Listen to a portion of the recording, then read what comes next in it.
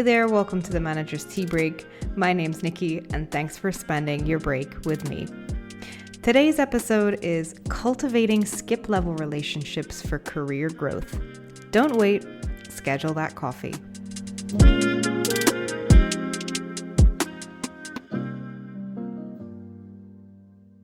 I don't know what you do. Not the best way to kick off a feedback meeting. But there I sat, opposite the manager of my manager, my skip-level manager, who informed me bluntly. I'd set this meeting after collecting my first round of feedback for my 360-degree review. As part of the second round, I was openly sharing the results with everyone who had been asked to complete the survey and using it to have a discussion for further insights. I thought it was going to be a great chance to finally have a one-on-one discussion with my skip-level manager and learn what he thought of the work I was doing. Alas, it rapidly dawned on me that he had no idea. How can he be this ill-informed? What the heck is my manager sharing with him? These thoughts and more were running through my head. Hastily abandoning the original meeting topic, I gave him the elevator pitch for the topics I was responsible for and the projects the team was working on. Several of the team's recent launches had enjoyed great internal visibility, but it appeared the information hadn't made it to him, or at the very least, he had forgotten. So I asked what I could be doing to better support him. He immediately rattled off a couple of tasks, neither of which were within my domain and therefore something I could help with. It was frustrating not being able to say yes to help him with any of the tasks, but the responsibility was clearly within other teams, and in fact, some of the things he wanted were already underway. He seemed not to be aware of this either. I felt at a loss. I resolved to try to better educate him on the work we were doing. If he didn't know what we were doing, then obviously in his eyes, the work was neither valuable nor making an impact. As he was C-level and without much availability, I offered a short 20-minute monthly alignment meeting where I could go a bit more in depth on a different project area each time to increase his awareness. He readily accepted. Although I left the meeting without actionable feedback for my 360-degree review, I still felt I had learned a valuable lesson. I made a commitment to focus on improving the relationship with my skip-level manager.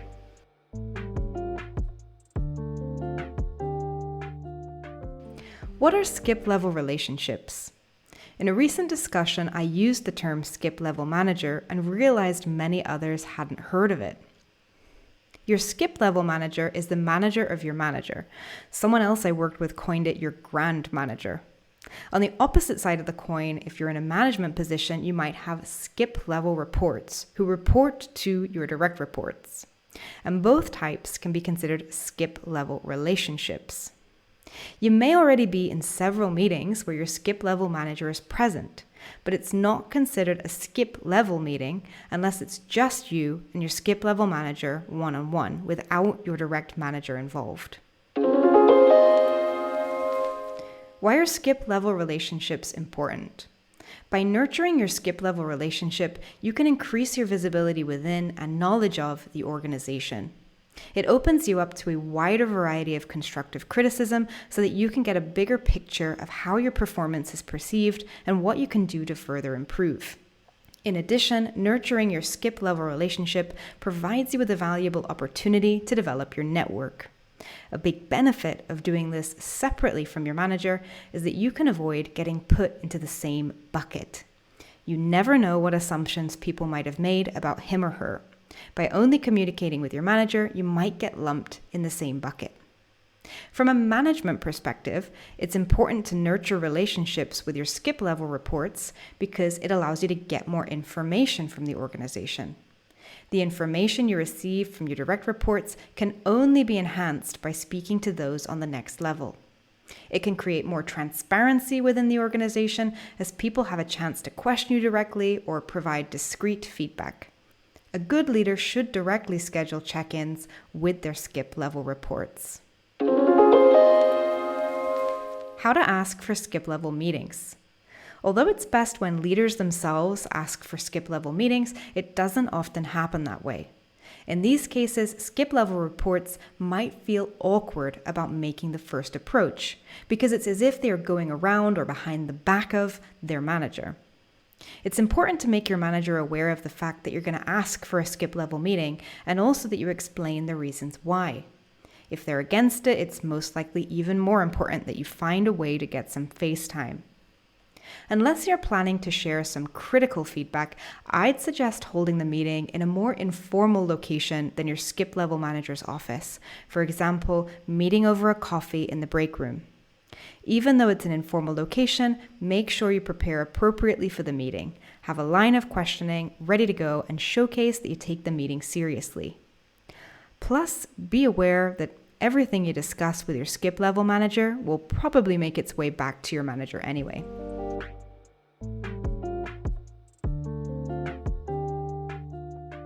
I had the opportunity to meet with my skip level manager once, but it was already too late. Unforeseen, my manager quit, and the consequent reshuffle left me and her other reports on the outs. I often reflect on how things would have gone if I would have had a few extra months to nurture that relationship. I regret not taking the chance to set up a skip level meeting series earlier. It's only with hindsight that I've recognized the true impact of the lack of relationship. Nevertheless, that's been a valuable lesson to learn. Skip level relationships are more than just an additional layer of feedback. They are vital channels for communication, visibility, and growth of your network. Don't wait to force these connections. Be proactive. Set up that meeting, schedule that coffee, and start building those relationships now. Your future self will thank you. Thanks for listening. I'm Nikki, and this was the Manager's Tea Break. New episodes every month, so if you're interested to hear more, please go ahead and subscribe to the podcast. And if you enjoyed today's episode, I'd really appreciate if you could leave the podcast a review. There's extra content available on the blog. You can see the link in the podcast description. So I hope to see you again next month.